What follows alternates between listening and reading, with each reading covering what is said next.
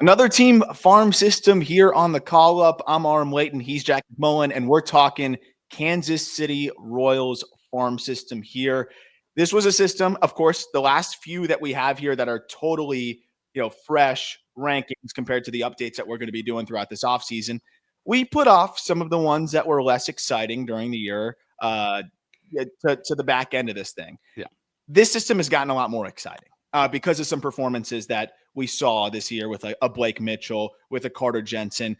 Anytime you draft a Jac Caglianone, I think your system's going to become a lot more exciting. So that wrinkle is nice as well. But they also had some pitchers perform and just have some interesting additions overall. It's definitely not a top system, but I was much more excited to write about it now than I was maybe mid-season when we were canvassing the teams that we were going to talk about. Braves, Angels, Astros are the three that are remaining, and I know it's not a coincidence.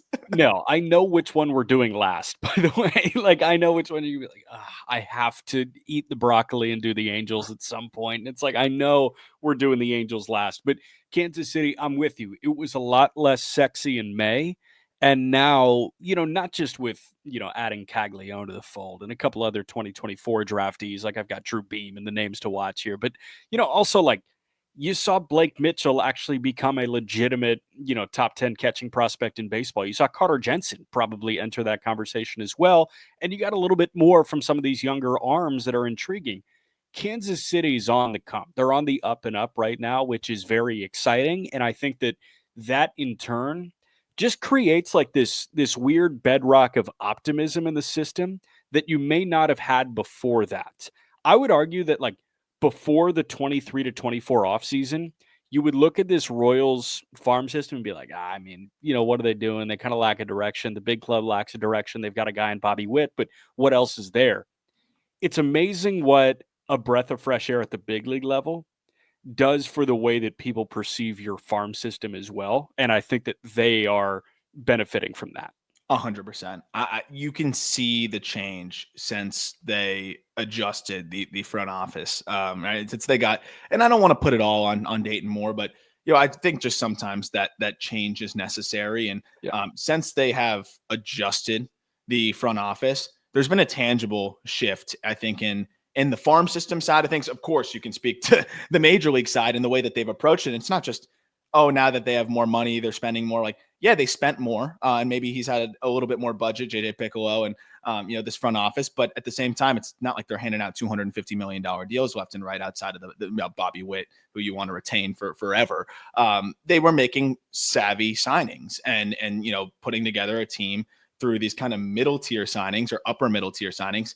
But also the farm system, as you mentioned, like you can see a lot more direction with what they're looking for with the arms. I mean, there was a stretch where like pitching wise, it was frustrating kind of seeing the way that they were going about things. You can see a little bit more of a plan, some cohesiveness to what they're trying to do, the types of pitchers they want to attack and develop. And they're not afraid to take these shots on some prep arms that I think are very interesting, which we'll get to. So this is definitely a deeper system now. They have, I think, a lot more direction overall from top all the way to the bottom. And I think the Royals are set up to be, pretty good for a long time. The last thing I'll mention too, and we'll get into it in the specific players, but I think also just the player development side has been overhauled. I mean, I don't know in terms of how much infrastructure wise that they've changed, but you can see it with players that have been in the system for several years. I look at a Noah Cameron, who we're going to talk about, who changed the pitch plots a little bit, right? Yeah. Changed the usage and tweak some things and looked a lot better. There's several guys in this system that I think tweaked some things and looked a lot better. And again, that goes from the major league level all the way down as well. Alec Marsh putting things together. I think you can look throughout this system. A lot of these arms that have been here for a little bit made some changes, got themselves right, and I think have themselves in a really good position going into 2025. Absolutely. And the last point that I want to make on the people that aren't on the field, if I'm not mistaken, JJ Piccolo won American League Executive of the Year this year. And when they did fire Dayton Moore, September of 2022, I want to say it was like right after the season ended, or it was like, final 2 weeks of the regular season. They fired Dayton Moore.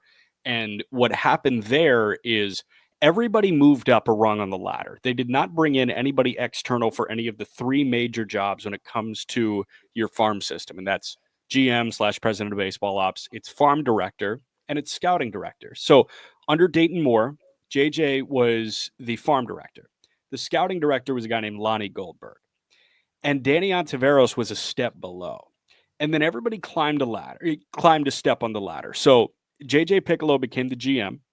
Lonnie Goldberg went from the scouting director to the farm director, and Danny Ontiveros was elevated to the scouting director, and now he's the vice president of scouting. That happened after the 23 season. And I feel like all of these guys, like it's almost, okay, you know what? We feel this increased sense of responsibility, and also we feel like the shackles are off and we can do what we need to do in terms of player identification, player development. I feel like they have three phenomenal people that have been in the Royals organization for a long time that are actually operating with freedom now.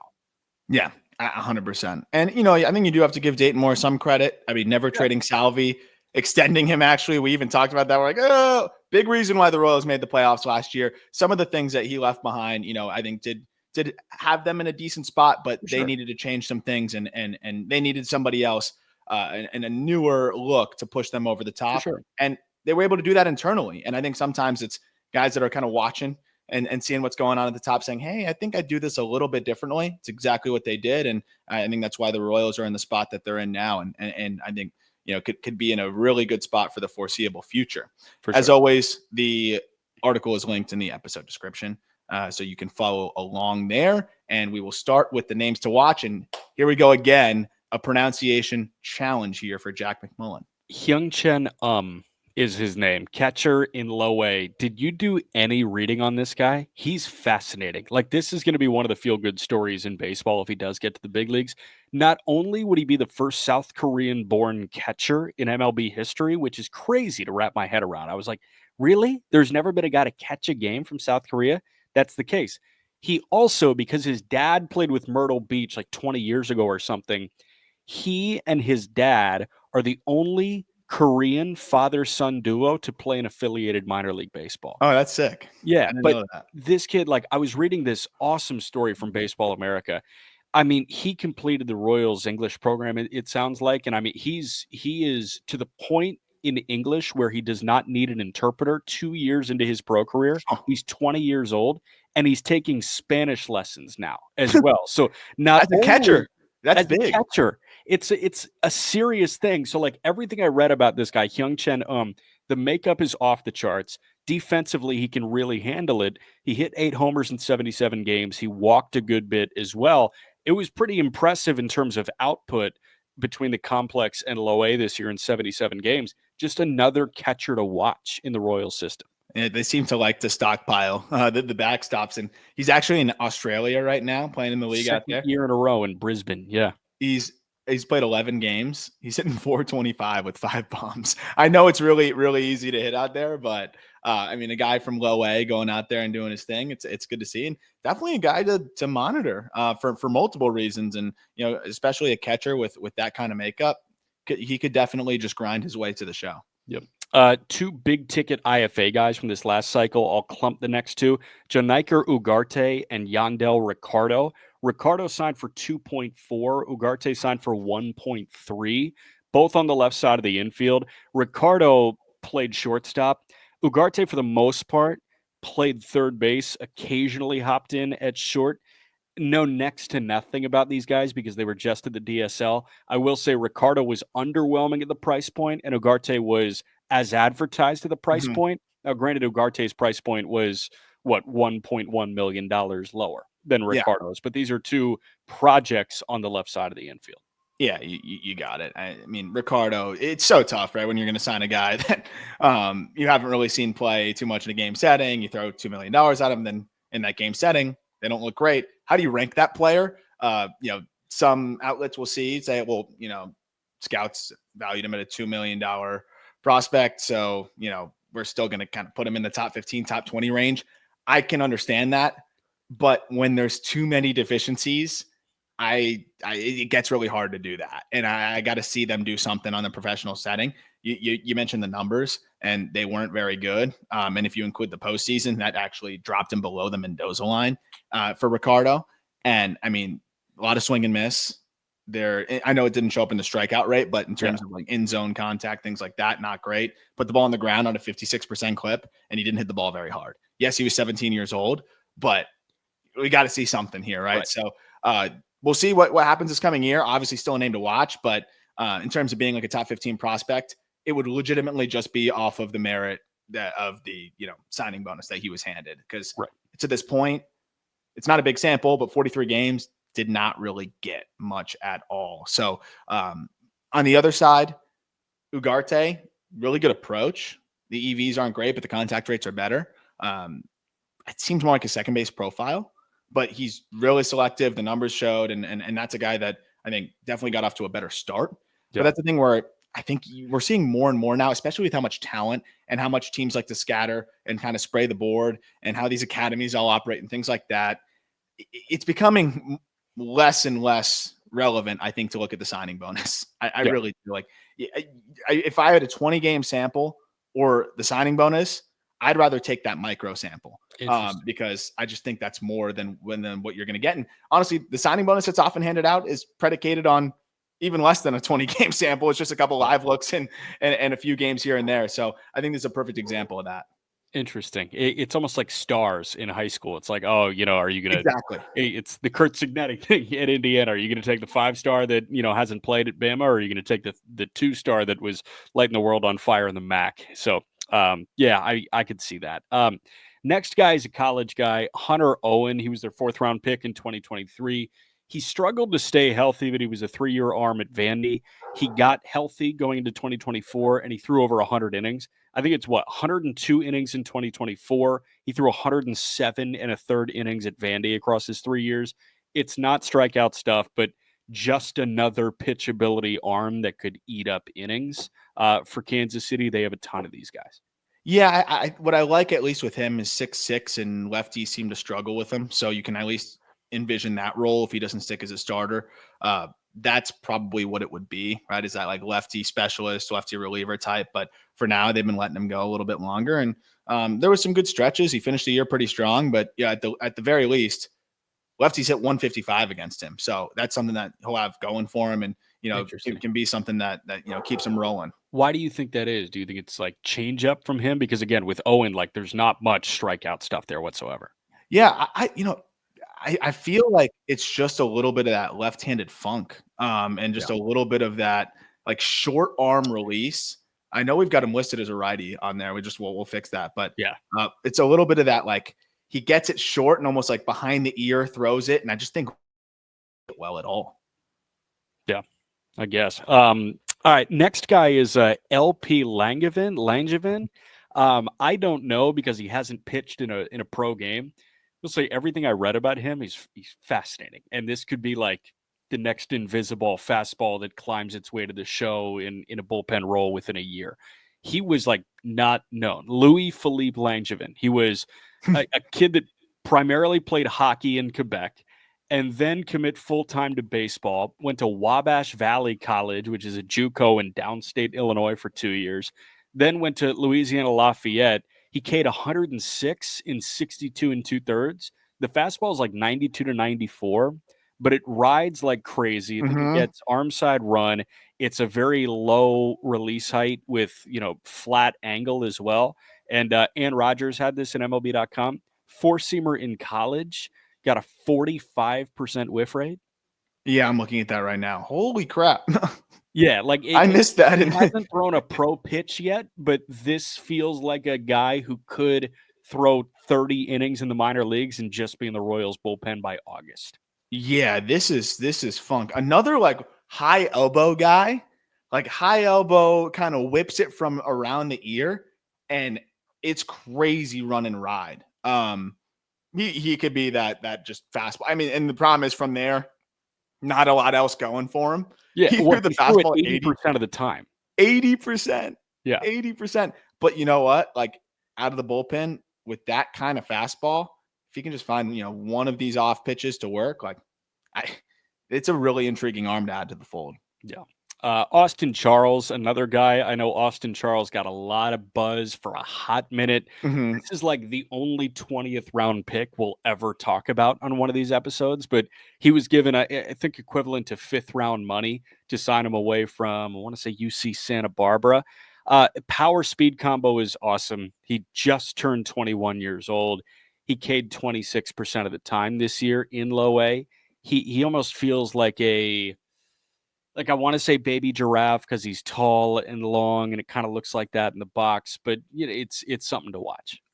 Absolutely, just because of the physicality and athleticism when you're 6'6", and move the way that he does. Like it's an intriguing profile. The challenge is like still waiting to see him tap into that power and really utilize those long levers and everything. Like you can dream on the power, but Yeah. he's not really flashing it a ton in games, and that's the big thing that I think is kind of limiting at this point. In terms of what you can dream on. Chase rate north of 30% as well doesn't really help, especially when he's going to be limited to a corner. He's going to need to slug. So that's the thing that we'll probably need to see tick up going into next year. Yeah. Chandler Champlain is just essentially Hunter Owen, but at AAA. Champlain made it, even though he did not, make the cut for the Royals 40-man roster. He's a possible Rule 5 arm. I'd probably stay away because he wasn't successful in AAA, and there might not be a true out pitch here.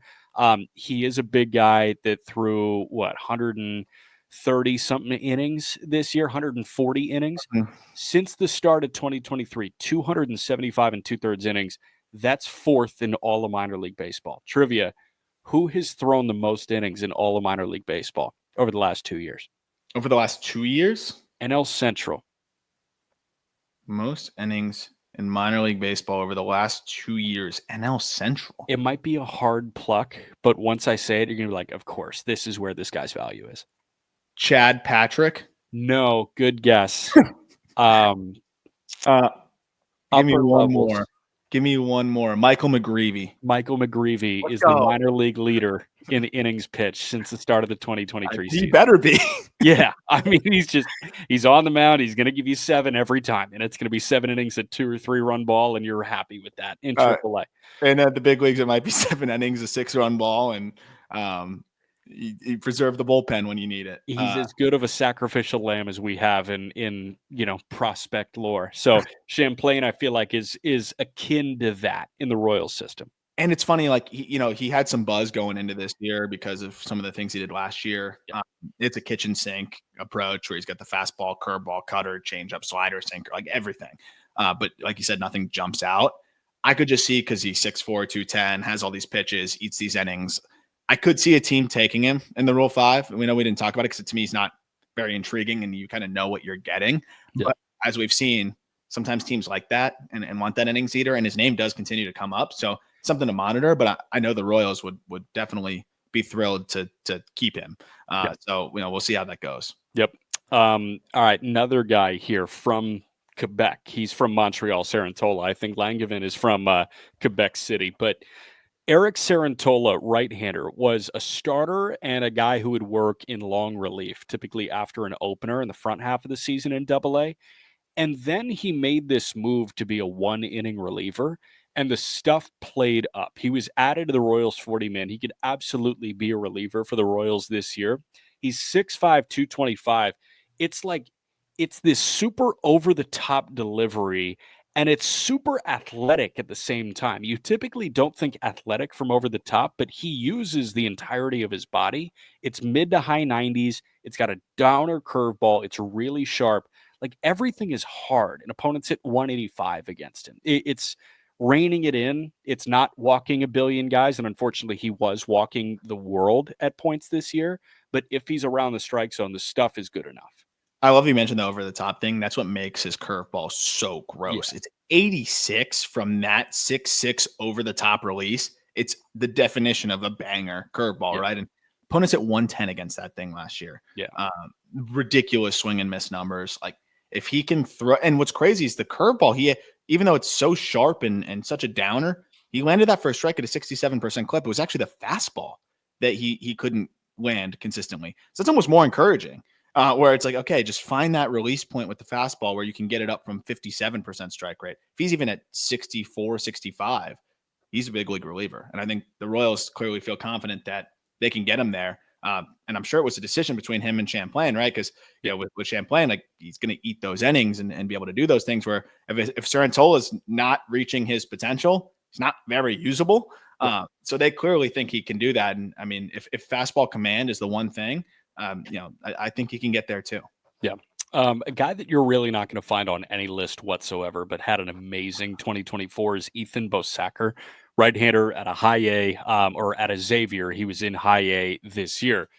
He missed what would have been his draft year at Xavier with injury. I couldn't find whether it was like elbow, shoulder, whatever it was, but he missed 2022. He came back in 23, 98 innings in a college season, which like at a place like Xavier, nobody really flirts with that. But this year, 18 starts, 6 appearances out of the bullpen and long relief, 124 and 2/3 innings, 13-3 with a 2.45 ERA. He led all qualified starters in the Royals system in ERA, second in WHIP, walk rate, batting average against. K's not there, but I mean, why can't this guy just be Champlain 2 levels lower? What's crazy is the secondary whiff numbers are ridiculous. Like the slider, the changeup, and the cutter. Crazy swing strike numbers. All 3 of those pitches in zone whiff. Geez, that's a tough one. Yeah. In zone whiff wise. Yep. She sells. Holy crap. Why did I do that to myself? Are over 30% and big chase numbers. The other side of it, though, is that his fastball averaged below 90 miles per hour over the second half of the season. But he could just be that secondaries, just mask the fastball guy and middle relief or depth and be a decent arm for them. So the whiff numbers on those secondaries are crazy. Yeah. Drew Beam is the last one to watch, and Beam is a familiar name, I think, for college guys. Beam was in that rotation with Chase Dolander and led a staff with Chase Burns on it as well. And you remember that 22, Tennessee team. Oh, was it the best team in college baseball in recent memory? Beam was the SEC Freshman of the Year in 2022. Like he was there. And I mean, last couple of years he was, good, and it culminated in a national title this year. It's very, I said stock. Like I do think that it's a very stock arsenal, but I think you're right. Changeup is good. Like it's just one of those really successful college arms that you hope, works as he makes his way through the organization. Think Dylan DeLucia with the Guardians coming out of Ole Miss. Yeah, I mean, that's the only reason why he didn't crack the top 15 is I'm just like trying to envision, what it's going to look like here. And really, he's going to need to execute. And he's going to need to be that 4 or 5 pitch guy who executes, who clearly the Royals seem to be taking more chances on and finding some value there. But my concern is he doesn't execute that consistently yet in terms of having a feel for all of those pitches. The fastball he locates well, the changeup he locates well. The breaking balls, it just seems like he doesn't have that feel to spin it yet. If he develops that, definitely could be a back end of the rotation starter, but kind of struggling to see what it looks like. Yeah.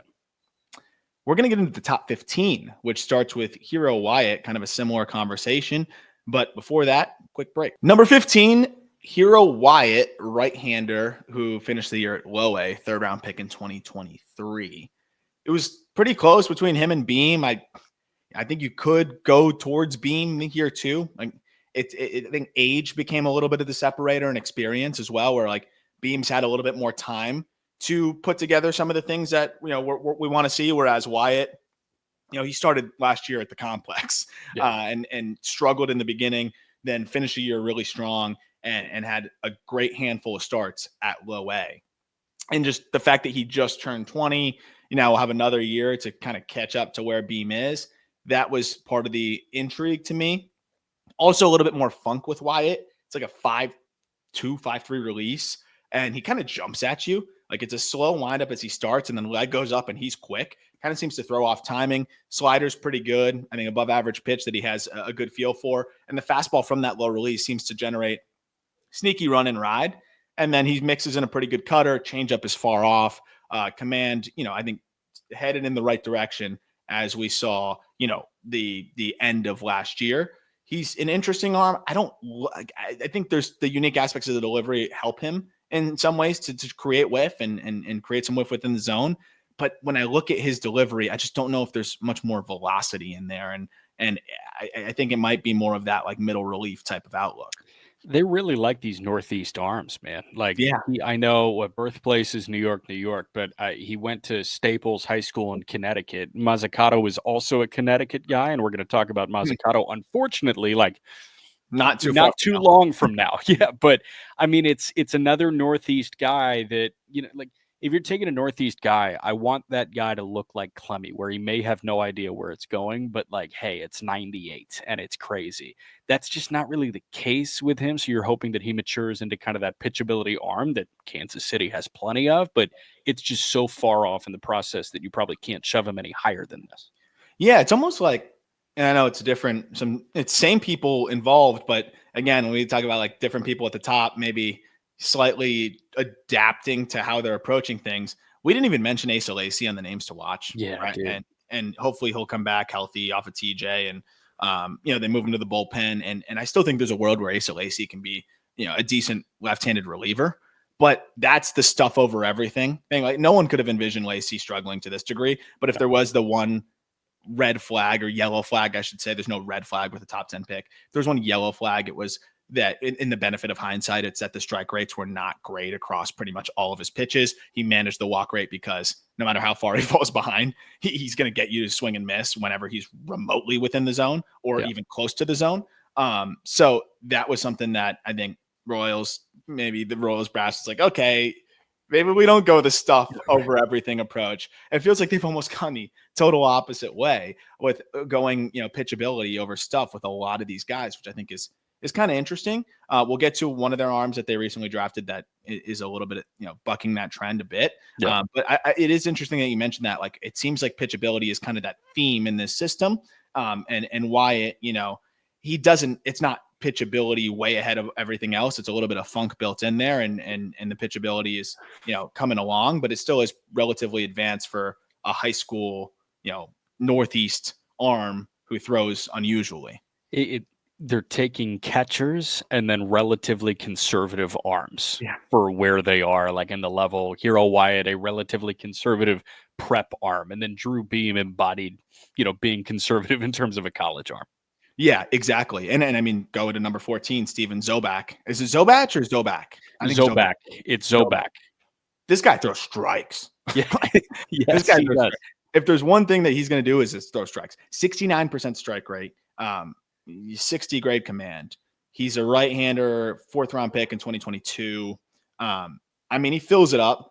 Nothing jumps off the page. I was trying to figure out how his fastball was getting on hitters the way that it was, because it's 93, 94, it'll grab a 5. And in terms of induced vertical break and things like that, it's slightly above average carry from the release point, but nothing jumps off the page. He gets almost 2,600 RPM on the fastball. Yeah. So I think when it's just spinning at that rate, I think it just explodes through the zone and just kind of maintains the velocity through home plate. Like, so a little bit more than the average fastball. And it just seems like hitters struggle with that to a degree. They hit 219 against it. And then the slider, it's not, in a vacuum, the most devastating pitch, but he can put it where he wants. 72% strike rate on that slider. So it played really well. He got good chase numbers because he could put it 2 balls off where it's too close to take. Guy swing and miss through it. That's going to count towards the chase, right? So a lot of weak contact on that as well. The change up is far behind. It flashes, but it's far behind. And that's what limits him because, okay, I could talk myself into the pitchability guy, if he had more than a fastball slider. Yeah. And I do think big league hitters will be able to handle his fastball a little bit better than how does he adjust. Yeah. I think this is a guy that would benefit from going into shorter spurts. Fastball ticks up to the mid-90s. And then I actually think he could be a really solid middle reliever or kind of be that swingman type and multi-use type of arm who you just can count on to throw strikes and eat innings and mop stuff up. I think he's a great depth arm to have. Yeah, swingman, multi-use, you would want the third pitch to come along a little bit more than it feels like it may, but I think middle reliever is perfect. Like, hey, you need 2 innings, fastball, slider, fastball's good. One of my, I really enjoyed this way of putting a high spin fastball, and I think it's speaking exactly to what you're talking about. I heard someone refer to a fastball as running through the tape. Yeah. And what they mean by that is like end of a 10K or a marathon, you know how a runner will lunge at the tape to break it. Like it's that kind of thing where it's like it's traveling the way that a hitter will anticipate, and then at the end they have that little lunge through the tape that has him just a bit off balance. Like it doesn't finish quite like you would expect it to, because you expect most fastballs to kind of die out. And when something is spinning at 2,600 like that, it's going to run through the tape. So he's got a fastball that runs through it. I'm going to use that for the write-ups. I need some new verbiage in here, man. Sometimes I'm like tired of writing some of these same words. There's only so many ways you can say some of these things, though. Yeah. But I like that. And it definitely does. But you can just tell by the hitter reactions. You can and that's the other thing. Just use Chat GPT. Chat GPT. I actually just was, one of my buddies was like, do you not use it at all? Like, I honestly haven't. Seems like it's a good tool for certain things. Yeah, but not for writing articles. Oh, no, definitely not for that. But in terms of like research and gathering stuff, the one time I used it, it did me dirty on some numbers, and I just refused to ever try it again. But no, I think this is a guy that could definitely fill a big league role as soon as next year. And, if he has to make a spot start for you in an emergency, doubleheader type of thing, like he's going to survive. He's going to give you a chance to at least get through the lineup a couple times. If he gives up runs, he gives up runs, but he's going to be around the zone. And I think he won't get bludgeoned, like some of these other emergency arms that you see. But I genuinely think there's a solid big league role for him as that, reliever who can go multi innings, and especially if that stuff ticks up. Yeah. Where it's a little bit harder to envision the role if he's not a starter is Frank Mozzicato. And I gave him the edge just because of how unique his ability to spin it is. So he gets the edge over a Zobac, but it's really difficult to figure this one out because Mozzicato's results are not that bad, especially like this past season. Statistically, it was his best season. Yeah. But he throws 89, and that part is difficult. I'm actually not as worried about that, as crazy as it sounds, as I am the command. Like one has to get better. I honestly think if he had above average or even like average command, he would make this work because of how ridiculous his field of spin it is. I'm watching this guy. I'm clicking through starts where I'm watching the entire start.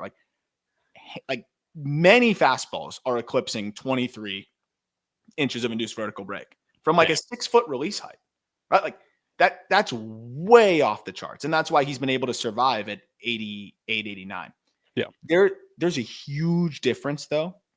When you're a big vert guy like that, there's a huge difference between 89 and 90. As crazy as that sounds, for whatever reason, the whiff rates just jump. And I even looked at that. I wanted to sort Mozzicato fastballs by velocity because there's been stretches where he's 90 and there's stretches where he's, more 88, 89. 10% difference in zone whiff rate on fastballs that were below 90 versus above 90 for him. And remember, it's not like he's throwing 95. Like right. The ones that are above 90 are 90.5. But anything that was above 80, 89.5 essentially was getting 10% higher whiff rates. And what's interesting is he actually saw his velocity tick up at the end of the year where he, in the first 13 starts of the season. Actually, let me make it a little less arbitrary. First 10 starts of the season, he averaged 88.2 miles per hour. Dude. 8 on the fastball, right? Can't do that. In zone whiff rate of 11%, swinging strike rate of 7% on the fastball. Then, if you go by the last 10 starts, he averaged 89.7 miles per hour on the fastball, 26% in zone whiff rate, and a 13.6% swinging strike rate. That plays because what's his best pitch off of that? A gross curveball. Yeah. The problem is you can't land the curveball that consistently. It's like almost too big.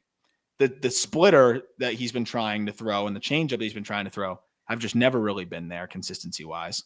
And he just becomes kind of a little bit of a one-dimensional guy where it's heavy reliance on an 89 mile per hour fastball. And the fact that he's able to survive, and what he turned in like a 3.6 last year? 3.45 and 102 innings, and opponents hit 203 against him. Like, that's crazy. Yeah. So you can imagine what can be if he can hone in the command at all. But he walked 14.5% of batters. Yeah. So, like, you can't make that work. He's 21. I want you to talk about, like, the delivery. Because, like, it's weird. It's a little reminiscent of, like, Anthony Solomito, who, by the way, also has these, like, bizarre velo fluctuations. Obviously, we've seen him get as high as 93, but we've also seen that velocity get into the upper 80s. I wonder if just the longer the arm action is, obviously it's harder to command, but it also seems to create more variance. It's a small sample. We need more guys that throw the ball weird like that. But it seems like there's a lot of variance with those types of guys with the velocity. There's a ton because like the repeatability is just not there. And you could say, oh, well, like it kind of looks the same when you watch, pitches over the course of a start. Yeah, but like it's the minutia with pitching. Like it's a certain thing where if you are a centimeter off in any regard of your body, like in any aspect of your body and your delivery, it's going to feel a little bit different. And that in turn is going to move the ball a couple of inches because you're throwing at a target that is 60 feet, 6 inches away. The thing that fascinates me with him is he almost like I've got it right here that I'm just like reminding myself of this. He gets the glove hand out so early, but the handbrake is so early too, and he's a longer arm where his like the ball is essentially hanging out near his left knee. Mm-hmm. And where does timing come from that? Like, I have no idea, dude. Like, handbrake should be timed up with your legs working down on the mound, with your lead leg working down towards home plate, and you can have some repeatability from there. And it just feels like repeatability is something that is really hard for him to have. I almost view that as equivalent to the old leg kick that Zach Neto had. Yeah. Where it's like, okay, unless you're perfect, this ain't going to work when you're slightly off timing. Yeah. And I think it works for, a guy like, I'm thinking early handbrake, a guy like Yusei Kikuchi. He hung the ball down there as well. But when Kikuchi's off, it doesn't look good at all. Like, I think everybody's seen that. No. And this is an even bigger swing back, too. It's a bigger swing back. It's a bigger arm path, but he's also breaking so early where it's like he's essentially just cueing his throwing arm. It's like, okay, time to go. And that is not conducive to filling up the strike zone. Especially when you're fastball curveball. Like those are, especially when you're trying to get on top of that curveball. Curveball is gross when he locates it, 55% strike rate, but opponents hit 0.97 against it last year. I mean, it's a pitch that no one's really going to hit. It's just a matter of whether he locates it. The last thing on Mozzicato, though, he's really struggled to maintain his weight through the season as well. And I know that's something that obviously wouldn't help velocity wise. No. The reason why he also gets the edge is he's 21 years old, cold weather kid. Yeah. I think one more offseason here to clean up that delivery, maybe put on some muscle and see how it goes. Because if he does those things, those are two big variables, but if he does those things, like he could still be a rocket ship upwards. Like it wouldn't shock me at all. Yeah. But for now, it looks like you're trying to shoehorn him into this long relief role or something. But that doesn't even work either because he's not throwing enough strikes. So until he throws more strikes, it's going to be hard to really envision a clear-cut big league role. Right. Number 12, Asbel Gonzalez. So I put complex because like that's where he played the entire season. But surprisingly, I don't know if they needed center field help in Double-A or whatever it was. He went from the complex to Double-A. Yeah. And played 4 games there. I don't know. Like again, I don't know if there was. I know Gavin Cross got hurt. They sent another guy to AAA, so maybe they just needed somebody up there. And the reason why you could do that with an Asbel Gonzalez, good approach, great defense in center field. So they probably said, dude, we don't care. Like, don't worry about results. Go have some fun. Like, go play in front of a decent crowd at the end of the year, and just go get the ball in center field. And that's what he did. I actually watched some of the video there. He can track them down. Cheap international free agent, relatively speaking, $157,000 in 2023.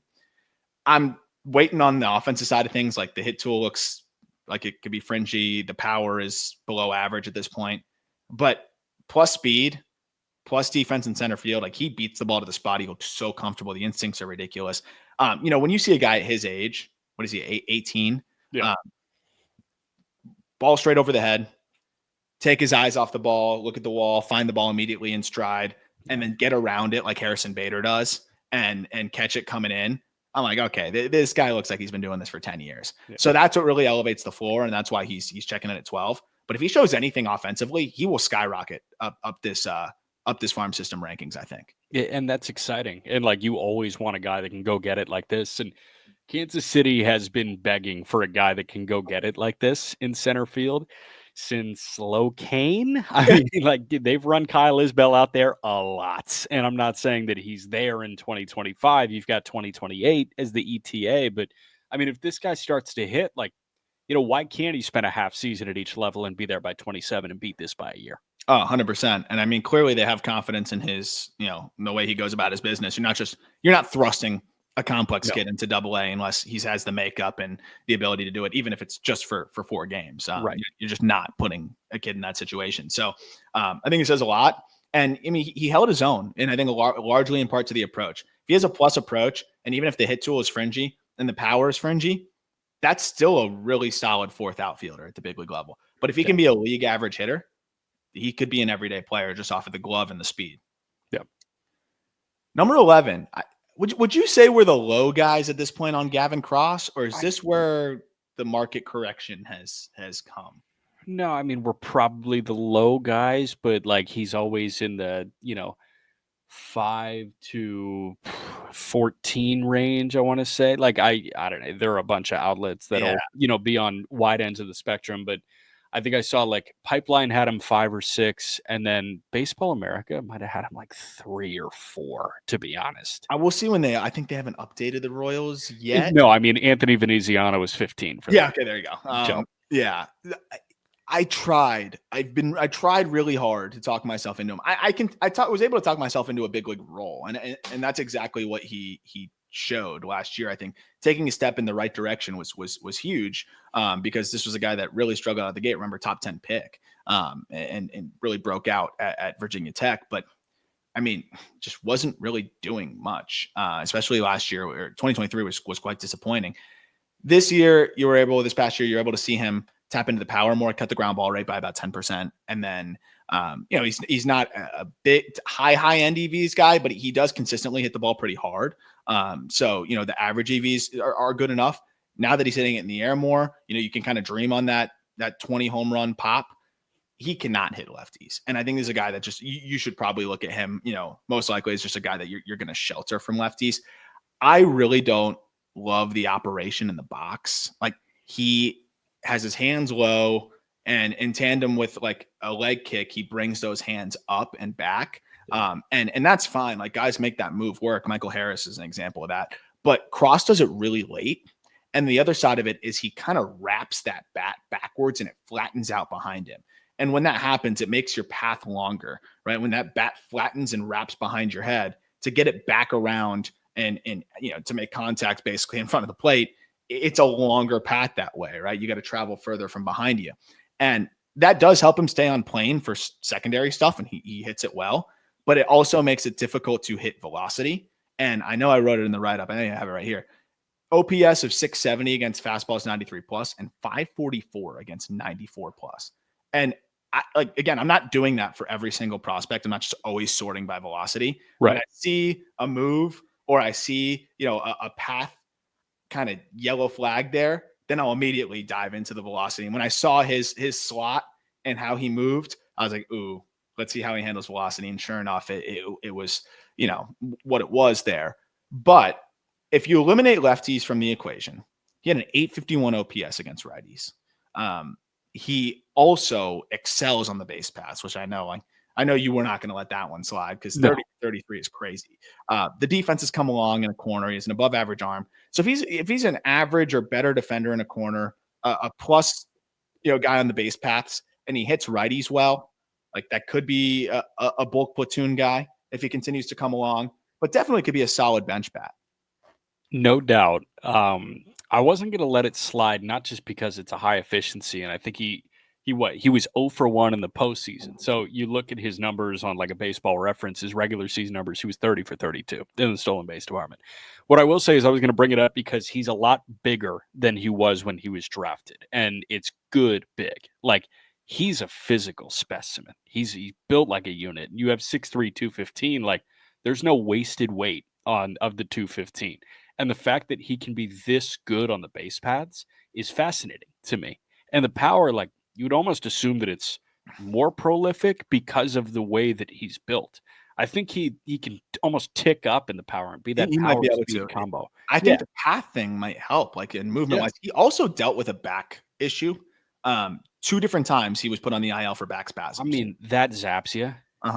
So like if he might tap into more, and then that's where you could maybe see very clearly that bulk platoon role where it's 55 game power and he just mashes righties and, gives you some value on the base paths. Yeah, give me a 3 true outcome, with speed, corner outfielder, although he's not going to walk much. Like That's the problem is he Yeah. recognizes spin pretty well, but because he's so tardy on fastballs, he's got to cheat for him. And he had the highest chase rate on fastballs. And, that's something that, again, if he can find a way to create more time for himself, I think that would be really helpful in the grand scheme. But I think he definitely took a step in the right direction and I think definitely projects as a big leaguer in some role.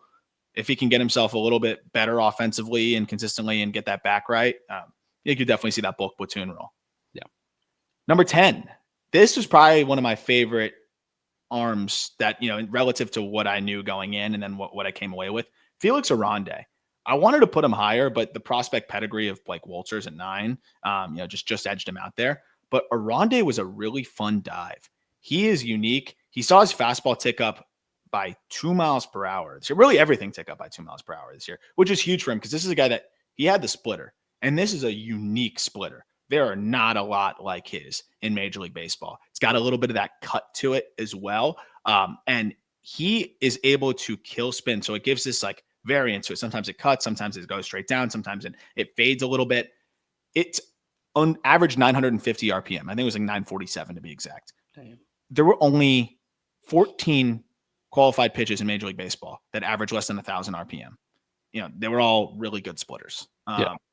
That is why I think that pitch, you can almost ride that pitch to the big leagues, especially now that his fastball is 93.5 instead of 91.5. He also has, a slider that is not great, but he commands it really well. It's probably an average pitch. If it's average fastball, average slider, and a plus to maybe even plus splitter with above average command, this guy could grab onto a 5 spot in a rotation. Could absolutely. And he's also like, he's kind of free flowing, just like very natural in his delivery as well. Like it's super, super easy to watch and smooth to watch. And what sucks is like low A doesn't have any good camera angles at all.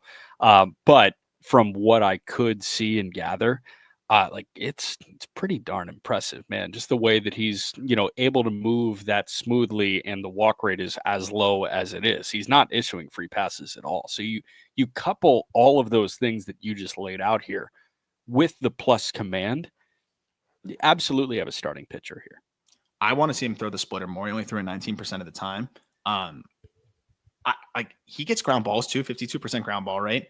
I just want to see, a lot of these pitchability guys with a great changeup, we always talk about it, they'll produce ridiculous results in low A, and sometimes those whiff numbers can be a little deceiving. So, given that his plots are unique, but also we don't have a lot of examples of, unique can result in a lot of whiff, but also doesn't always. Like I want to see it at the high A level and see how it translates. But I think if he has a good year in high A, and we don't see a bounce back from some of these other guys, I think he could very easily climb his way into being one of the better young arms in the system. Still 21 years old, 6'3", 170. I think there's room for even more velo potentially. But I love that you mentioned the delivery.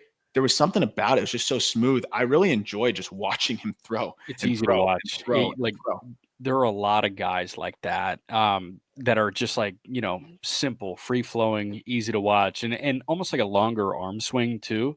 But it's all in rhythm. Like it's a very coordinated delivery, which I think is very nice. Very under control. He's a good athlete on the mound for sure. And that's another thing. The Royals definitely like to draft good athletes on the mound. Number 9, Blake Wolters, a guy that, they love. They were gassing him up so much. I think that you saw the Royals, I love these like prospect accounts that these teams run now. It's like, they're great. I mean, it's great for fans to get information and things like that, but it's also like, it's like propaganda, which is great. I mean, that it's fair propaganda. You want to gas up the young players that you have and everything. But you also can know who they're really pushing for a little bit more than others. Right. And if I get one more post from the Phillies telling me how good Aiden Miller's defense was this past year, I mean, like it's every time on that Phillies development account. But Wolters was a guy they were pushing hard too. I think the second he hit 98, that was all over their account. Problem was velocity slipped quickly as the year progressed. And by the time he hit around 55 innings, they put him on the development list. They remain adamant that it was not injury related. that it was just more precautionary because they saw that velocity dip. Wolters, when he was, at his best, averaged 96 with his fastball, can run it up to the 99. Slider would flash, and you're like, okay. And this is a 6'4" dude, like powerful guy. But the changeup is, I honestly should probably at 35. Like it's far off. Ouch. The command is spotty, and the fastball shape isn't great. So like I'm hoping that it was a little bit of like whatever it was, his velocity dropped. And if they want to say it wasn't an injury, okay, then call it fatigue, whatever it was, something with his body wasn't reacting the way that you'd want it to. And I know that he was a prep arm and it was his first year, but it was 55 innings. Like something wasn't right. Right. And just from that, another cold weather kid as well, if I'm not mistaken. Illinois. Yeah. Mohamed Seymour, like Chicago suburbs. Like, I don't know, just I wanted to see a little bit more, but I also don't want to just sour on a kid who could have been banged up through 55 innings. And, clearly has all the intangibles and has a lot going for him. But, nothing really stood out in this debut is all I'll say. Yeah, I could see that. I don't know. Like he's a big guy, obviously, and you look at him and he passes the eye test of flying colors. I can't take anything from 55 innings in low A, especially when, like the dev list is almost like a curse word in baseball now. And the thing is, like Arjun Namala fell off pretty much every single top 100 list around the industry when he was put on the development list, because that means that you were, not ready to take on low A competition. And like, that kind of felt like what happened with Wolters. It could have been injury. Development list is almost like worse for me than getting put on the injured list with a blip, because at least there's a reason there. Yeah, and it's like the last start too. Like, yes, his velo was down. He averaged 93 as opposed to like the 95, 96 that he was averaging in previous starts. But it was also 2 1/3 innings of 7 hits, 4 earned runs, no strikeouts, and then he hits the dev list. Yeah. So that part's a little weird. The command wasn't great. Again, though, I'm going to give him a little bit more time, see how he comes back this year, because the ability's there, but I want to see something better pitch shape wise too. Like the slider was not as sharp, I think, as is advertised as an amateur, and the fastball shape wasn't quite as good. So, it's a guy that could go one way or another, but he definitely needs to show something, I think, in the age 20 season. Yeah. Guy who definitely showed something last year and has really emerged as a 15th round pick in 2022, Javier Vaz. And this might be a little high. I think some people might be like, wow, this is really high for a guy that, has 30 grade power. I just think Vaz is going to accumulate WAR. I think he can fill a nice like utility role and really be exactly what they wanted Adam Frazier to be. And like, I'm looking at Adam Frazier, kind of made a decent amount of money and kicked it around for a while. And I think Vaz is an example of that when, you saw the good years out of Frazier, where he can plug in and left, but they started him more in left and then now have transitioned him more to second base. I was floored at how good the second base defense is. I actually think he could be a well above average defender there, then also plug in and be fine in left. The reason why I think Vaz is a top 10 prospect in the system is just, again, how high the floor is. This is one of the best approaches and just overall plate discipline grades you're going to see. Like it's a potential 70, I think, as he gets more comfortable at the upper levels. He ran a chase rate of 15%, but it wasn't just that. It's just the decisions that he makes. He consistently puts himself in a good spot. He leverages his counts well. And then you see him do that to be able to tap into enough power to not be a 20 grade guy, right? Like the EVs are not great, but when he's in an advantage count, he will try to catch something out front, and he can flash enough juice to the pull side to sneak out 8 home runs. And if a guy like him sneaking out 8 home runs, that really does shore up the rest of the profile, because he's an above average runner. He's going to walk a ton, and he's going to grind out at bats. I love the way he grinds out ABs. I like the way that he sees a lot of pitches. I love the defense where it's come at second base.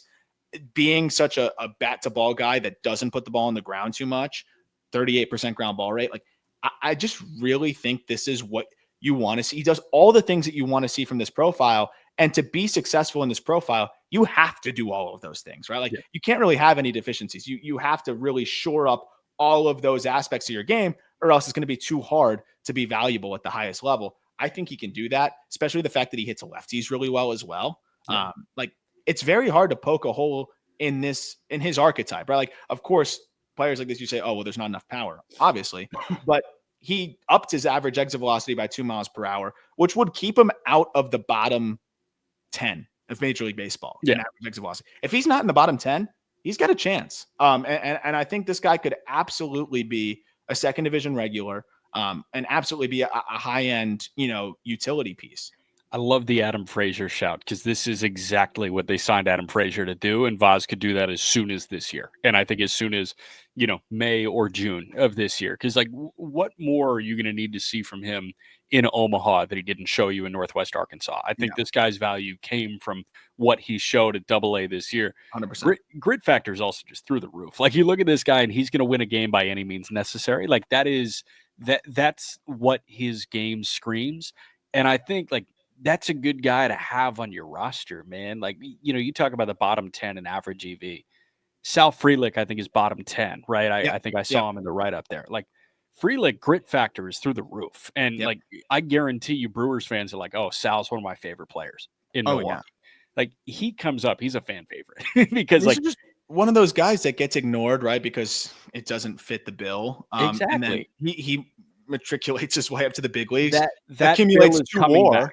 I guarantee you that bill's coming back in the next 5 years. We're seeing it more and more, I think. And he's going to get up to the big leagues, be a 1.5, 2 WAR player. Obviously, that's not altering your franchise, but that's a guy that probably should have been in the top 15 for prospect rankings because some of the guys ahead of him aren't even on the team or, are struggling or got DFA'd or whatever. Like, this is a guy that I do think is going to fill a role nicely as soon as next year. And also he's a decent piece on the base paths too.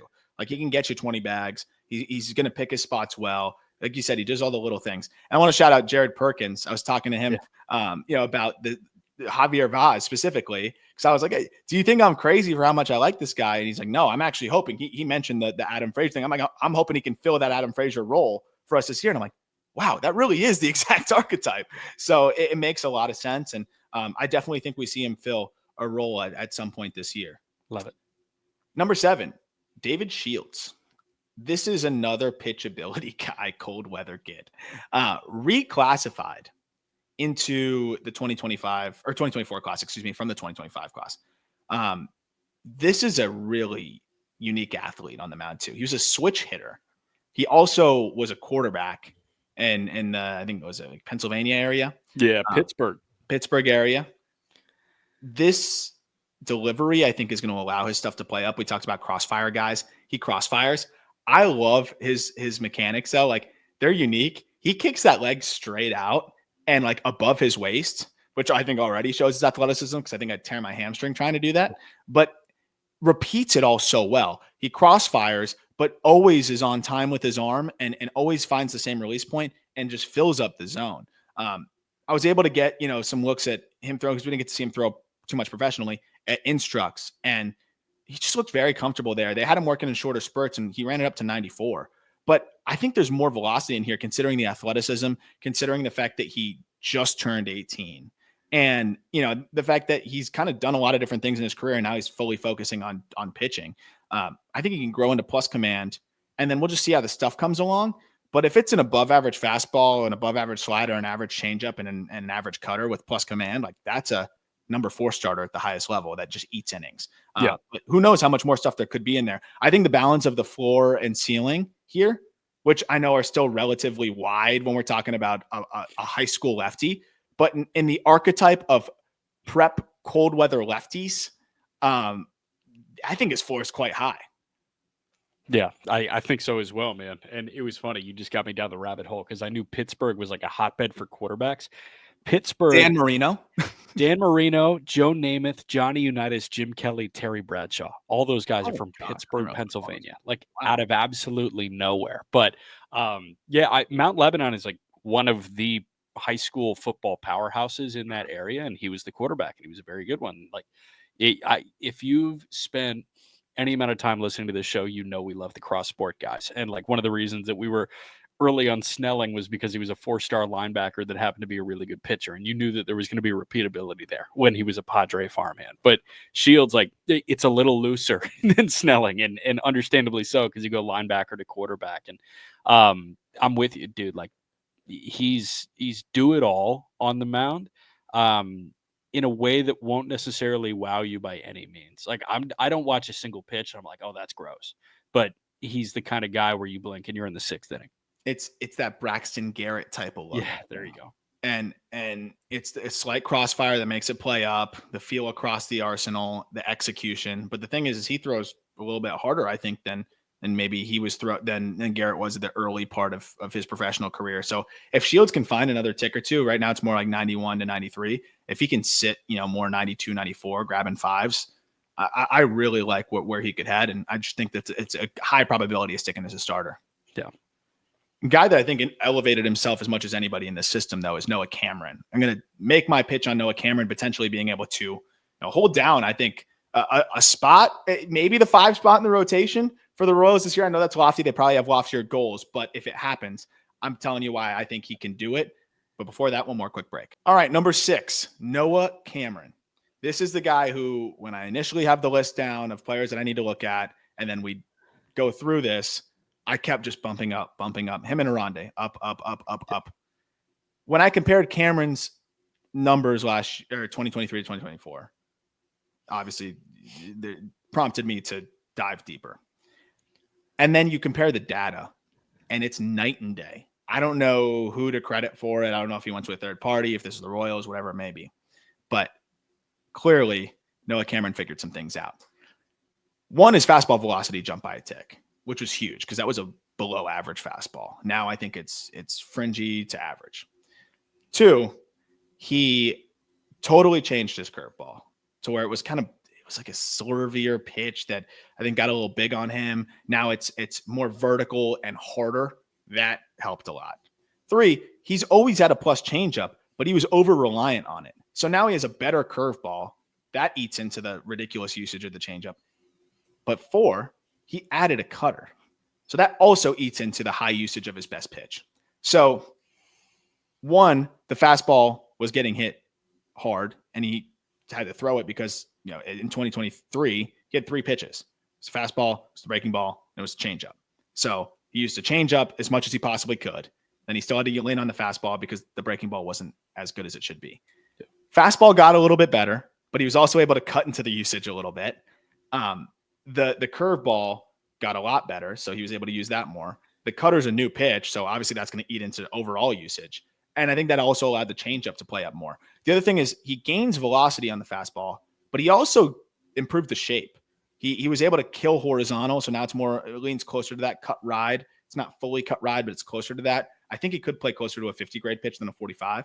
But what I love about Cameron at this point is that changeup is clear plus. The command is above average. That cutter gave him such a nice wrinkle. And that curveball, when he got to AAA, he really found a consistent feel for it. Yeah. He needed something to spell lefties, and that's exactly what it's been doing for him.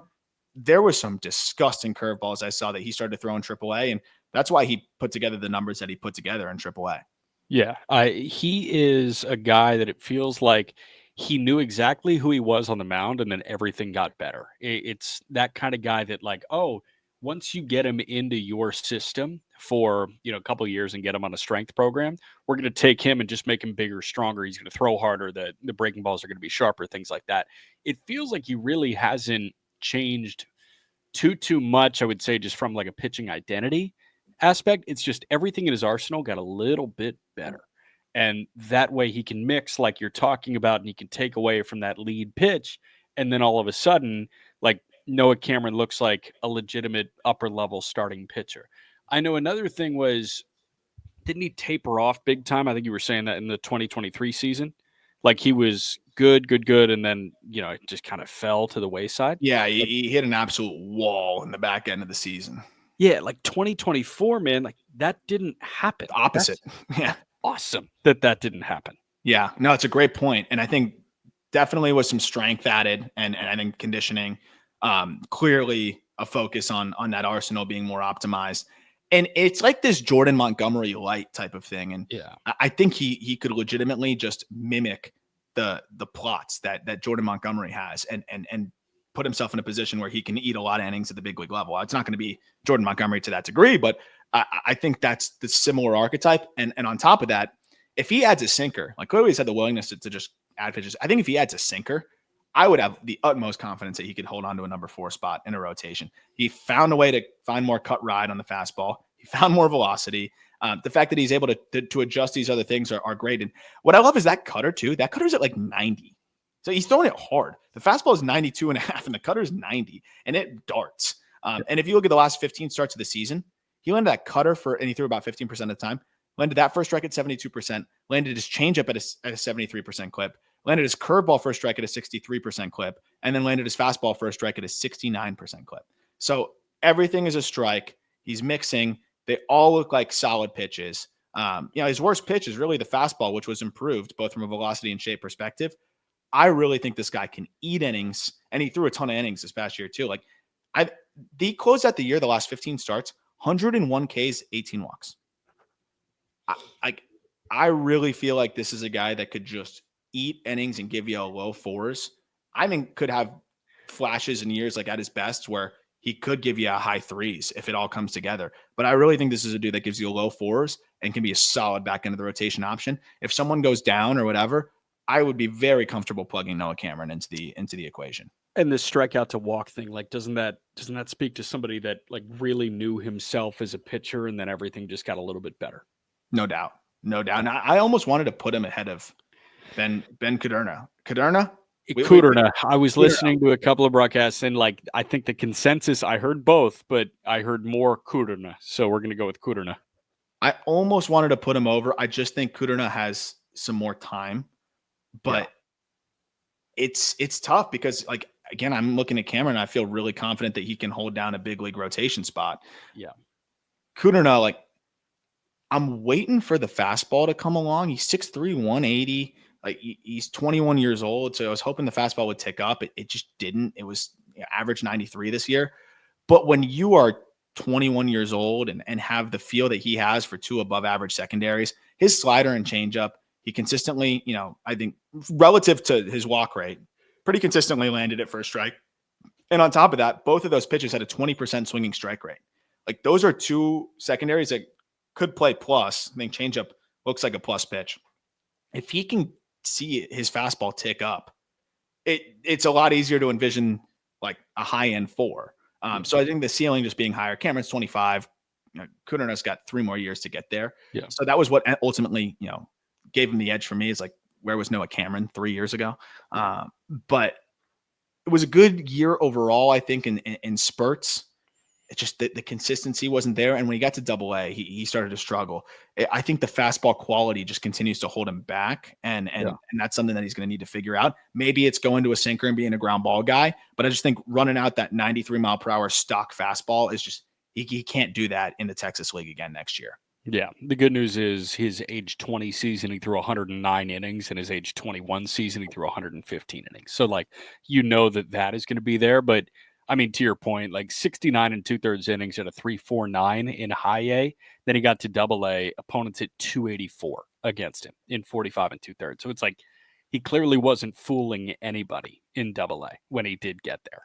But he was a 21-year-old that was pitching in AA, so you give him time. It's exciting, and physically it's exciting. And you watch, the way he works throughout a game, and it's exciting. So I think the excitement level is higher than that of Noah Cameron, but the surefire, kind of safety net thing, like Cameron obviously has a much, much higher floor. No doubt. And that's the challenge here. We saw him flash the sinker. And that's something that was interesting. And then he kind of cut it down in usage as the year progressed. I think that's a pitch that he should lean into further and further. It performed pretty well for him. He got more ground balls that way. If he does that, and then buzzes the 4-seamer up here and there, I think with some tweaks, he could be in a good spot. So at just 21, I think this will be a really big year for him as well. I know some guys will throw a pitch, they don't like it for a couple of starts. And I mean, obviously the minor leagues is a performance-based league. It's a performance-based thing that you are in. So sometimes they just say, fuck it, because they feel like their numbers are not going to be that great. And Kudrna, he's obviously got prospect pedigree. He was a 2nd-round pick, but it's not like he was a top 10 pick that can do whatever he wants and knows that he's going to get to the big leagues. Like, you got a 5.5, you got to try and survive in AA. Especially when you're getting a double and trying to make things happen there. And he did close out the year with his best start of the year. 5 innings, 1 hit, no runs, 2 walks, 9 Ks. So that was an encouraging wrinkle in this whole thing. So hopefully he can kind of carry that in to the next season. Yeah. Number 4, Ramon Ramirez. Speaking of strong finishes to the year, Ramon Ramirez had a great one. Catcher, played the entire season at the complex. Makes sense because he is quite young. We've talked about Ramon Ramirez a ton on this show as kind of one of our favorite complex DSL guys. Was one of the best players in the DSL in 23. Starts off at the complex in 24. Slow start, then finished really, really strong. Very under the radar international free agent, $57,000. But when you see the power potential here, and he tapped into even more this year, 90th percentile exit velocity of 105 miles per hour. He flashed a 111. The power to the pull side's crazy. He demolishes fastballs. He can leave with that front side. He gets a little spinny, and that results in some challenges with spin. So that's something that he's going to need to continue to work on. But when he does maintain his direction, we saw him flash impact to the opposite fields as well. So there's like fringe plus power to dream on here. He's got a pretty good approach, and and I think the field to hit has been good enough as he's worked through. Catching wise, that's going to be the big thing to monitor as well. I think the receiving has come along nicely. The blocking and stuff, his footwork can be a little bit shaky, and I think he can get late to spots, but he has an above average arm as well, which I think will help him limit the running game. The power paired with the fact that he could play catcher and seems to have a pretty decent approach and field to hit is why I've always been really excited about Ramirez. He's going to be 19 at the start of this coming season at low A. And, he's been pretty good for how young he's been at each spot. And I think he has a chance to have a lot of helium if he shows well in low A. I tried doing the Aram Layton thing, and I tried watching a bunch of open side video of Ramon Ramirez, and there were a couple good YouTube videos that I was able to do that with at the complex, and they were posted, 2-3 months ago or so. I was a little taken aback at how off balance I felt like he was after every swing. Yeah. There's a lot going on there, and it almost feels like he, everything kind of crunches into his abdomen, and then he extends back out, and then sometimes I felt like he was literally all of his weight was on his back leg after he swung the bat. It was an interesting one. It didn't feel as repeatable and balanced as most guys when I look at that. No, and I think that was part of the reason why he struggled out of the gate, and it's part of the reason why I'm kind of hoping that he will clean some of that up. It's a big leg kick. It's a lot of movement. Yeah. And I think that's part of the reason why he can spin off. And the fact that he's able to make it work with that and be as productive as he's been, right? He had an OPS over 900 over the final 20 games. It's a testament to, I think, the athleticism, the field to hit, and the power. But it does very much seem like he's taking himself out of his swing a lot of times. I agree. And the better stuff that you see, especially spin, that's where that's going to happen. I think he's figured out how to time up and perfect those moves for velocity. And that's why he crushes velo. And that's why he hit fastballs to an OPS over 1,000. But it's also why he really struggled against spin. And had an OPS around 500 against spin. So that's going to be the thing to monitor. I'm glad you mentioned that. I think he's got to boil down those moves a little bit and consolidate. You don't need all that to get into that power. He clearly has juice. But it's taking him out and pulling him off the ball. So to be able to handle low A, that's going to be important. And but I think if he makes that change, given how productive and how powerful he already is, he could explode. Yeah. Guy that pretty much did explode last year for the Royals, another catcher, Carter Jensen. I think he could be trade bait. We were talking about that. I know Kylie McDaniel floated him, in a potential trade as well for Alec Boehm. Jensen had a fantastic year. Sneaky, only 21 years old still, third round pick in 2021. The power really ticked up this year. 90th percentile of 105 miles per hour. And he can really, really pull them in the air and crush them. It was a ground ball rate at 33%. He really does a good job of getting into a pull side. I think he can be a little out and around the baseball too much, and that's going to make it difficult to hit lefties. Another guy that I just don't think is going to hit lefties much at the highest level, which is still fine. Pulverizes righties, but that is something to monitor. He is kind of cast around the ball a little bit. That's going to limit the hit tool to, I think, slightly below average. But the plate discipline's above average. The power is comfortably above average. He looks like he's developed into an average defender behind the dish, and that just seems like you put that all together. That's an average everyday catcher that can hit you 20 to 25 home runs, and I think have some years where he's an above average backstop. Yeah, and physically he's there already. Like it does really seem like he is, you slap him in a big league game, he doesn't look like a prospect that's back Mm-mm. there. There are some other guys that do look like prospects when they were back there. And I'm thinking like, even in Colorado before the 24 season, if you took a Drew Romo and put him behind the plate in an MLB game, it's like who's the 15-year-old? Yeah. Like that's not Carter Jensen. Hell, that's not Blake Mitchell either, who I know that we're going to talk about here in a matter of moments, but they have two physically mature guys that have done a really good job of that, it seems, in their first couple of years in pro ball. No doubt. And I think the fact that Jensen, the power was the huge wrinkle in this thing. And Yeah. he made some adjustments to his setup that I think have really helped him use the ground a lot better. And I think there's some things that can make him push forward and make it a bit difficult sometimes to hit certain pitches in certain spots. But he's a catcher, right? So if he's an average defensive catcher, which again, it seems like he's continued to progress nicely and can be there, I think, by the end of next year. Yeah. Catchers are always going to have this inconsistent offensive side of things, right? But if he's running into home runs and he's hitting you 20 to 25 and he's walking, with the way the position is, like that's going to be a solid everyday catcher. But with who the Royals have ahead of him, who I think can do a little bit more on both sides of the ball, like that's their guy of the future, I think, here. And that's why I think Jensen could be trade bait, but also is a great insurance policy for Mitchell if they do end up holding on to him.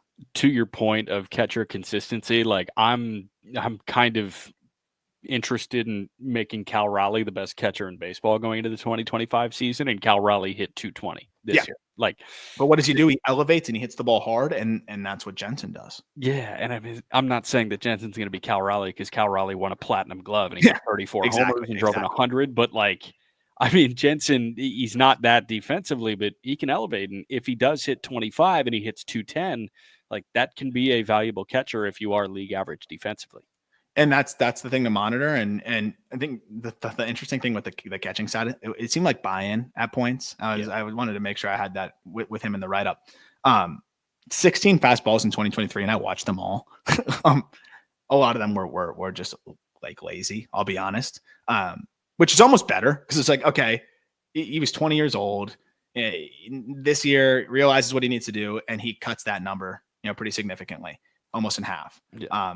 He's continued to throw out base runners at a really good clip, 26% there. So if he's going to the running game, he's able to block well. If the receiving's it's still going to be a solid catcher. And, we see the offensive side. So it's been a nice development for him in this Royal system. Is either a trade bait piece or, a guy that can be that insurance policy, like I said, for Blake Mitchell, who has, I think, as much upside as anyone in this system, especially when you look at what he can do power wise and defensively, which is why Blake Mitchell checks in at number 2.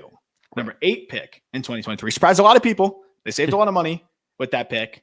But it looks like it could be a pretty good pick savings wise. We'll see how he handles more challenging pitching. And when he got brought up to high A, there was definitely some swing and miss there. But Blake Mitchell has the potential to be a plus defender behind the dish, at least above average. He has plus power. He has great plate discipline. He's going to strike out. And this is the actual Cal Raleigh archetype. Like you alluded to it, like with just being able to hit the ball in the air and some of the things that, we see from, a Carter Jensen.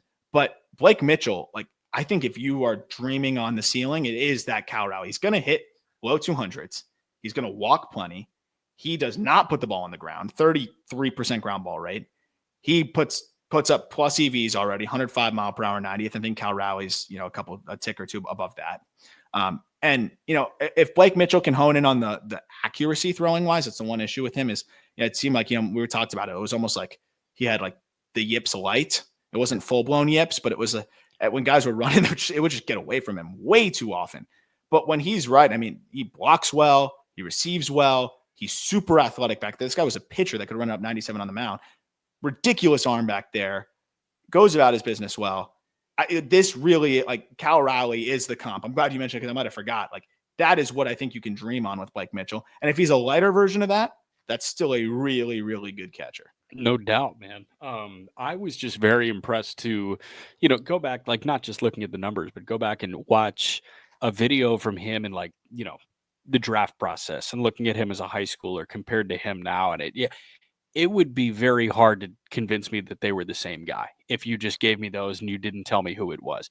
I mean, the full beard helps, but like aside from that, just the comfort too, and the swing looking the way it does, like this is one of the more aesthetically pleasing swings in minor league baseball. Has to be. Oh yeah, that was when I was doing that dive when we were doing the midseason update. I'm like, man, this is a lot better of a swing than I remember it being. I didn't know you had it like that. He made some good changes, and I think it really put him in a good spot. Chase rate below 20% helps a ton too. That's why he walked at a 16% clip. Yes, he punched at a 31% clip. This is a high school catcher. I think ultimately a lot of the things that he showed were great, but if you look at the way he finished the year and when he got to high A, that really deflated the numbers, and it'll be important to see how he bounces back from that. But as a catcher who is 19 years old for the vast majority of the season, and his power and defense and all that, it makes sense that the strikeout rate could creep up when he gets to high A, and even just I think there was some fatigue at the back end of the season in low A. That also caused the limp to the finish line, where I think the last 30 games he played in low A weren't great, but I think it was also by far the most games he's caught and just played in general. So I think that caught up to him a little bit. Yeah, sure. Speaking of fatigue, there might not be somebody that's enjoying the offseason more than Jac Caglianone, and that's who rounds this thing out at number 1. Sounds like he's going to pitch, Jack, which is interesting. And I wrote it in the write-up. If Jac Caglianone, for him to achieve his highest ceiling, it means he tapped into his 80 grade power, raw power. Do you want to start with the pitching, get out of the way, and talk about the hitting, or? Yeah, sure. He's gonna pitch in Double-A, and he's gonna walk a lot of guys, and they're gonna shut it down after about 3 weeks, and he's gonna be a first baseman. I'm rooting for it. I want it to happen. I feel like some of it is almost just it's almost performance. I know he wants to do it. I know it's important to him, but MLB posted something already too, where it's like the next two-way star question mark. It's good for baseball if he pitches, but it's not good for baseball if he's spraying 97 and he's not an effective setup guy. Reggie Crawford, right? And it was the other side where Reggie Crawford's better on the mound. That he was kind of the hitter equivalent, where it's I see the power, but that swing doesn't work, and he's not going to make enough contact, and it was taken away from the pitching. We talked to Reggie, and Reggie before he got hurt, was really trending nicely as a potential really impressive high leverage arm. Now that he focused, he got to Sacramento, he got to AAA as a reliever, and he talked about just being able to focus on that. That's the big reason why I hate him pitching. Cags is he needs to develop as a hitter. He is super talented, and we've talked about it. The approach is brutal, and it got better as the year progressed, or as the fall league progressed. And we talked about it when we did the fall league check-ins. It's not a coincidence that in his final 10 games of the Arizona Fall League, when the chase rate dropped to 24%, that he had a 985 OPS and he walked as much as he struck out. It's not a coincidence. I know it's a small sample size, but at the end of the day, it doesn't matter. If you see 20 pitches and you chase as many as possible, you're not going to perform as well, whether it's 200 or 20 pitches. If you chase a larger percentage of them, odds are you're not going to perform great. And that's exactly what happened. Beginning of the fall league, he was chasing at a 40% clip, and he was not good. He was honestly, we were there. It was not a great watch. And he hit, I think, had a 608 OPS through the first 13 games. Then the final 10, that 985, and you had a 15% shift in chase rate. The thing that I think continues to go incredibly underrated for Cags is his feel to hit. This guy has a good feel for the barrel. It's getting conflated with the approach. I think he will have he has an average feel to hit, which is outrageous for 80 grade power and a 6'5" guy.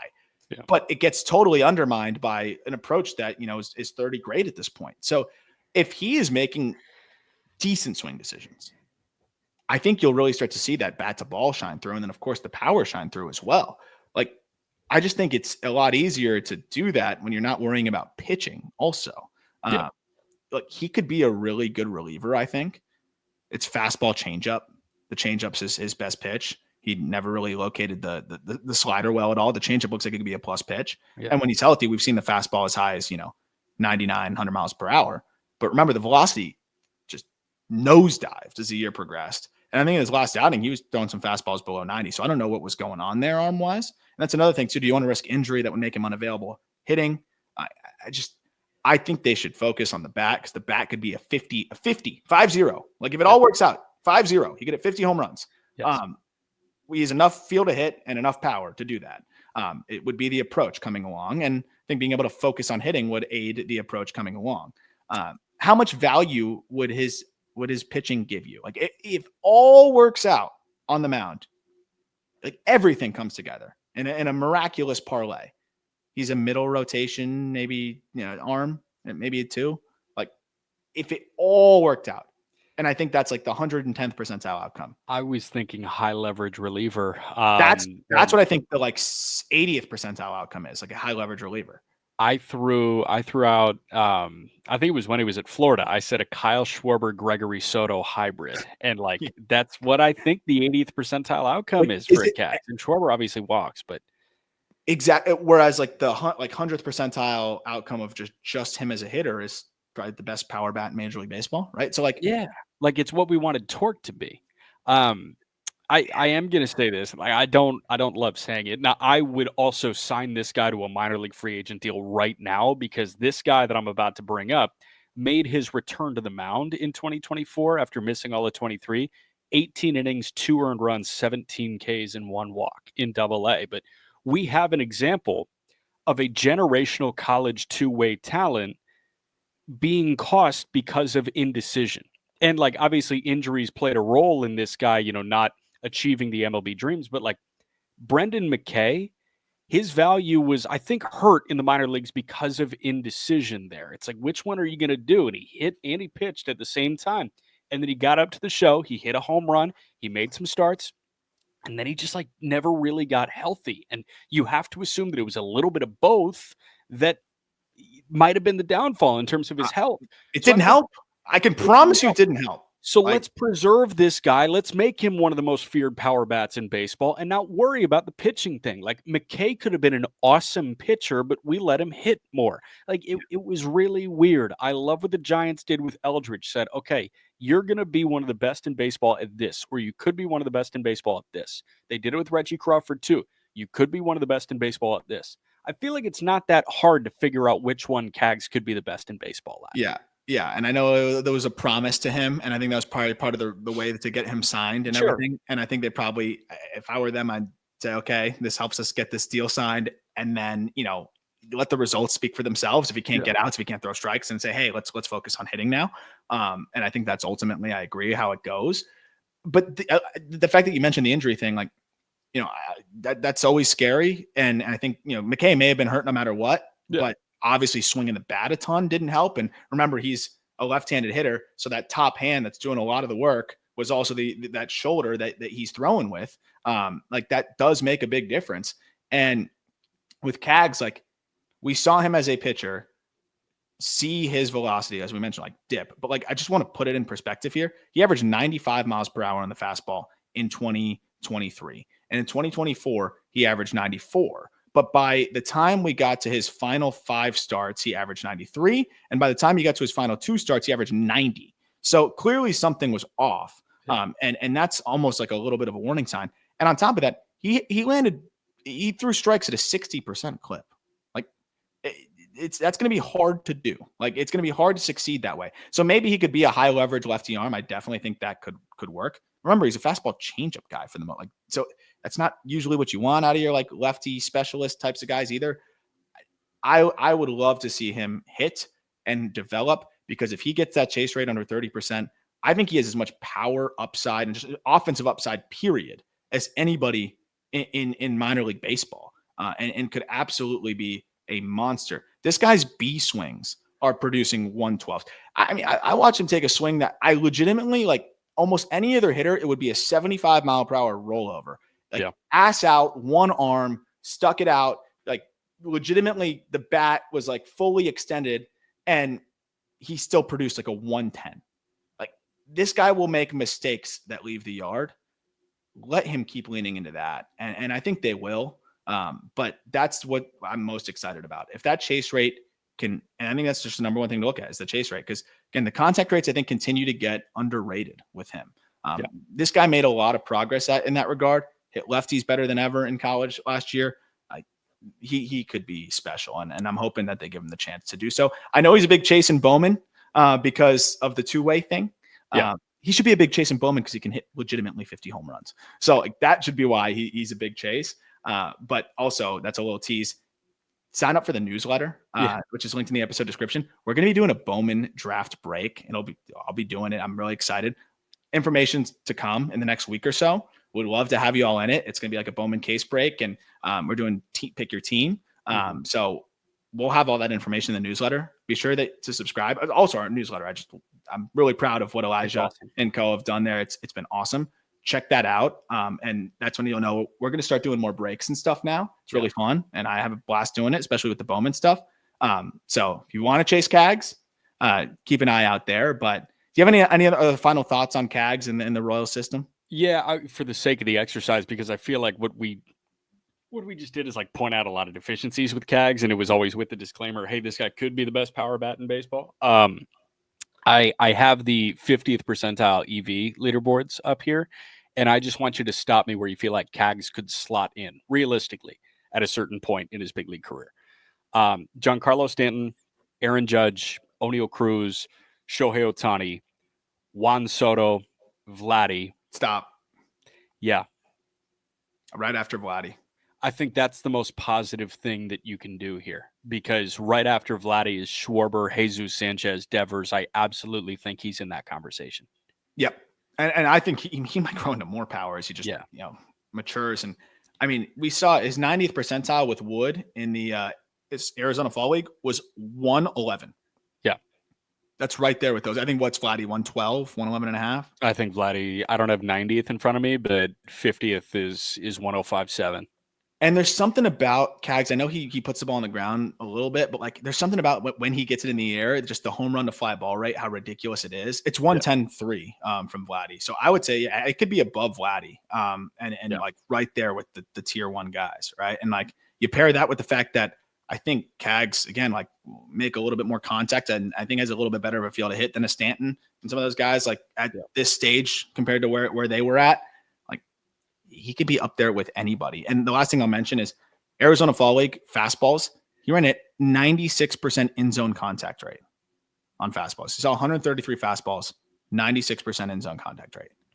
Like that's actually, if I combine it with sinkers, 96.2% in zone contact rate. If he's doing that, like I don't care how much challenge he has with like breaking balls, he'll still crush hangers. And if he's making that kind of contact on fastballs, I really think people are, and we kind of did in the conversation, but like people are really harping on like the swing and miss and stuff like that. Some of the detractors. I don't think it's swing and miss as much as it is just swing, swing, swing. Yeah. And then it results in miss because he's swinging at the wrong pitches. When he's swinging at the right pitches, when it's in the zone, there's 90% in zone contact overall in the Fall League. And if you extrapolate that, into the college baseball season as well, he was 89% in zone contact rate. Like this guy can make contact. And with those EVs, that's rare. You just don't see that. He could be legitimately one of the best power bats in Major League Baseball. Yep. That'll do it for this episode. Another farm system in the books. We got a few more to go. You know them. Jack told you. It won't be Angels next. I think it'll be Braves. I think we're going to go Braves. Braves, Astros. I think the Astros are going to be a little busier in terms of maybe even adding some guys to the farm system, things like that. So we're going to go Braves next. So keep an eye out for that one. And we'll be doing that next week. Also keep an eye out for that newsletter and have a great weekend. Look forward to talking prospects with you next week.